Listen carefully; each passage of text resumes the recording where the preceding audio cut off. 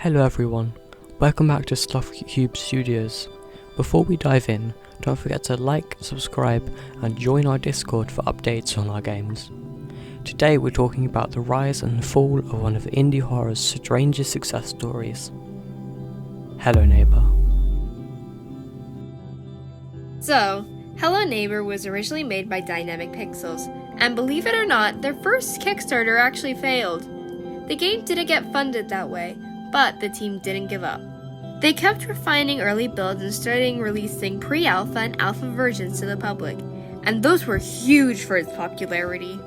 What really kicked things off was Tiny Build stepping in to fund and publish it, which gave the project the resources and visibility it needed to expand beyond a hobby project.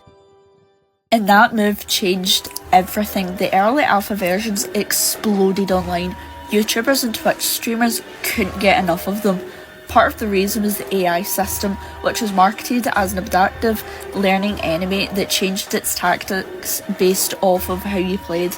The mysterious behaviour and the core question, what's in the basement, became a huge viral hook. Exactly, those alphas are where the magic really started. Players were talking about the tension, climbing through windows, sneaking down hallways, trying tricks that might not work against the AI neighbour. It felt unpredictable and personal. The home invasion stealth concept was super fresh for the time. There were a few alphas, Alpha 1, 2, 3 and 4, each making the neighbour smarter or the house more bizarre, which kept players hyped and theorising about what the game meant beyond just sneaking. But over time, as the betas and later updates rolled in, fans noticed something different. As it matured towards release, focus shifted from pure mystery to more puzzle-based mechanics, and instead of suspenseful world building people fell in love with, it started to become more quirky and whimsical. When the full game released in 2017, it made a huge splash. Millions of downloads, ports to consoles and mobile platforms, and millions more people got curious about it.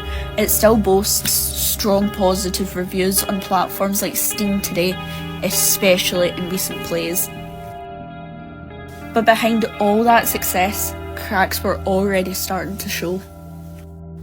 Yeah, critics and long-time followers pointed out that the AI didn't feel as smart as it did in those early builds. Many players felt the neighbour's adaptations were not as clever or meaningful in the full release, just more traps or slightly different patrol patterns. The puzzles started to feel repetitive and, to some, unnecessarily convoluted rather than scary or clever. The story was also very vague, which some people liked, but others felt like it didn't pay off the mystery teased in the alphas. Exactly. Then came Hello Guest. When announced, it seemed like a fresh start, a creepy amusement park with characters and a darker mystery. But Tiny Build eventually pivoted that project into Hello Neighbour 2, losing a lot of what made Guest unique and intriguing.